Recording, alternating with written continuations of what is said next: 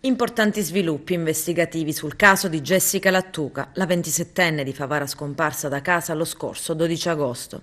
Tracce di sangue sono state trovate dai carabinieri del RIS nel bagno di casa di Filippo Russotto, l'ex convivente di Jessica. Lo rivela il settimanale Giallo. Il sangue repertato adesso è al vaglio degli esperti del RIS che stanno compiendo tutti gli accertamenti necessari per individuare a chi appartiene.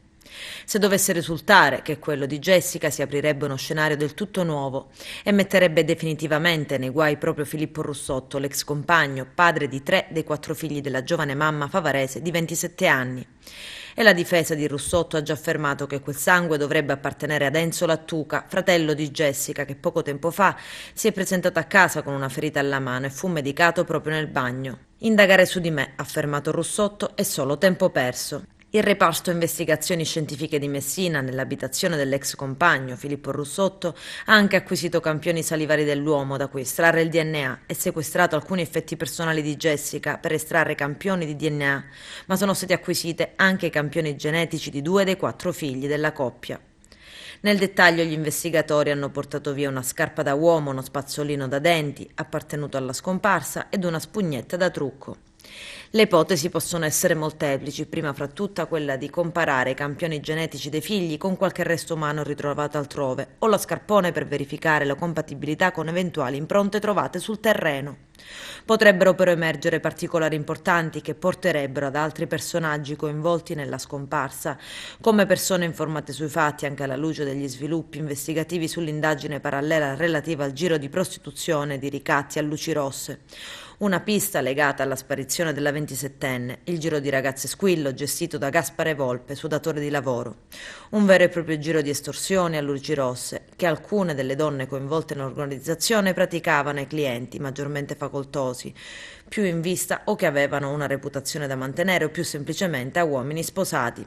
In questo contesto sarebbe emerso che Jessica Lattuca, insieme ad altre ragazze in gravi e precarie situazioni familiari ed economiche, si prostituiva in cambio di qualche euro, dosi di cocaina e generi alimentari. Gli incontri con i clienti avvenivano in località appartate, a riparo da occhi indiscreti, spesso in autovetture o in casolari di campagna in disuso.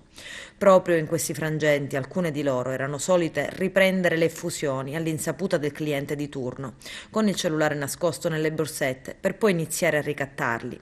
E la mamma di Jessica Lattuca, Carmelina Cusumano, torna a parlare ai microfoni di Grandangolo, parole di rabbia e dolore. Sono disposta a tutto.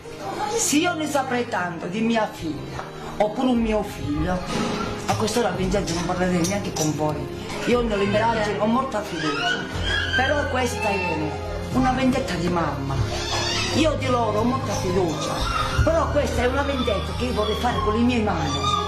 Con le mie mani, quando lui mi deve vedere, con i suoi occhi quello che sto facendo, come mia figlia ha visto a lui o a lei, con i suoi occhi, se gli hanno fatto del male.